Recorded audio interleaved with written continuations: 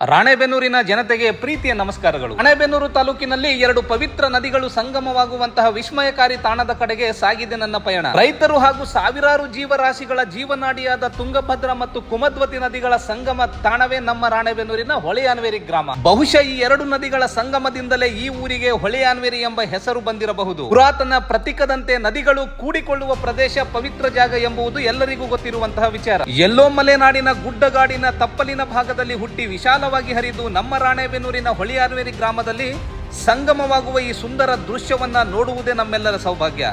ನಾವೆಲ್ಲ ಪುಣ್ಯವಂತರು. ದೂರದ ಪ್ರಯಾಗ್ರಾಜ್, ಕುಂಭಮೇಳ, ಪವಿತ್ರ ಸ್ನಾನ ಇವೆಲ್ಲ ನಮ್ಮ ರಾಣೆಬೆನ್ನೂರಿನಲ್ಲೇ ಇದೆ.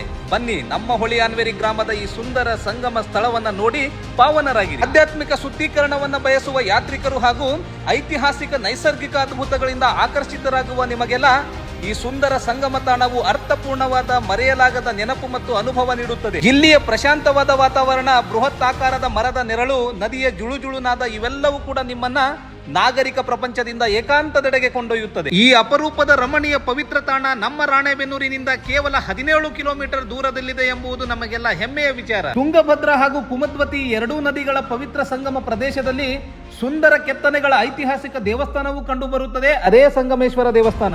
ವೃತ್ತಾಕಾರದಲ್ಲಿ ನಿಂತಿರುವಂತಹ ಇಲ್ಲಿನ ಕಂಬಗಳು ಈ ದೇವಸ್ಥಾನ ಚಾಲುಕ್ಯರ ಕಾಲಘಟ್ಟದ್ದು ಎಂದು ತೋರಿಸಿಕೊಡುತ್ತದೆ. ಇಲ್ಲಿರುವಂತಹ ಕಂಬದ ಮೇಲಿನ ಒಂದು ಶಾಸನದಿಂದ ತಿಳಿದು ಬರೋದೇನು ಅಂತಂದ್ರೆ, ಕ್ರಿಸ್ತಶಕ 1247ರಲ್ಲಿ ನಾಗಾವಿ ಎಂಬ ಹೆಣ್ಮಗಳು ಈ ದೇವಸ್ಥಾನದ ಅಭಿವೃದ್ಧಿಗೆ ಸಹಕರಿಸಿದ್ದಳು ಎಂಬ ದಾಖಲೆ ಇದೆ. ದೇವಸ್ಥಾನದ ಗರ್ಭಗುಡಿಯಲ್ಲಿ ಶಿವಲಿಂಗವಿದೆ. ಆ ಶಿವಲಿಂಗನಿಗೆ ನಿತ್ಯವೂ ಪೂಜೆ ಪುನಸ್ಕಾರ ಸಲ್ಲುತ್ತದೆ. ಜೊತೆಗೆ ಅಲ್ಲೊಂದು ಸುಂದರವಾಗಿ ಕಂಗೊಳಿಸುವ ನಂದಿ ವಿಗ್ರಹ ಭದ್ರವಾಗಿ ನೆಲೆ ನಿಂತಿದೆ. ದೇವಸ್ಥಾನದ ಹಿಂಬದಿಗೆ ಹೋದ ನನಗೆ ಅಲ್ಲಿಯ ಸುಂದರ ಕಲ್ಲಿನ ಕೆತ್ತನೆಗಳು ಸ್ವಾಗತಕ್ಕೆ ನಿಂತಿದ್ದವು. ತಬಲಾ ಬಾರಿಸುತ್ತಿದ್ದ ಮಹಿಳೆಯ ಚಿತ್ರ ನಿಂತಲ್ಲೇ ನಿಲ್ಲುವಂತೆ ಮಾಡಿತು. ಇಲ್ಲಿಯ ಸಣ್ಣ ರೂಪದ ಆನೆಗಳ ಕೆತ್ತನೆಗಳಂತೂ ಆ ಕಾಲದ ಅರಸರ ಕಲಾ ಪ್ರೇಮಕ್ಕೆ ಹಿಡಿದ ಕೈಗನ್ನಡಿಯಂತಿತ್ತು. ದೇವಸ್ಥಾನದ ಹಿಂಬದಿಯಲ್ಲಿ ಕಂಡುಬರುವ ಎಲ್ಲಾ ಕೆತ್ತನೆಗಳು ಈಗಲೂ ಸಹ ಎಂತವರನ್ನಾದರೂ ಮಂತ್ರಮುಗ್ಧರನ್ನಾಗಿಸಿ ಬಿಡುತ್ತದೆ. ಕಾಲಗರ್ಭ ಸೇರುತ್ತಿರುವಂತಹ ಪುರಾತನ ದೇವಾಲಯಗಳ ಸಂರಕ್ಷಣೆ ಈಗ ನಮ್ಮೆದುರಿರುವಂತಹ ಬಹುದೊಡ್ಡ ಸವಾಲು. ನಮ್ಮ ನಾಡನ್ನಾಳಿದಂತಹ ನಮ್ಮ ರಾಜ ಮಹಾರಾಜರ ದಾಖಲೆಗಳು, ಶಾಸನಗಳು, ಕಲಾಕೃತಿಗಳ ಕೆತ್ತನೆಗಳನ್ನ ಸಂರಕ್ಷಣೆ ಮಾಡುವ ಹೊಣೆಗಾರಿಕೆ ನಮ್ಮ ಮೇಲಿದೆ. ಬನ್ನಿ ಈ ಐತಿಹಾಸಿಕ ಹೊಳೆಯಾನ್ವೇರಿ ಗ್ರಾಮಕ್ಕೆ ಬಂದು ಪಾವನರಾಗಿ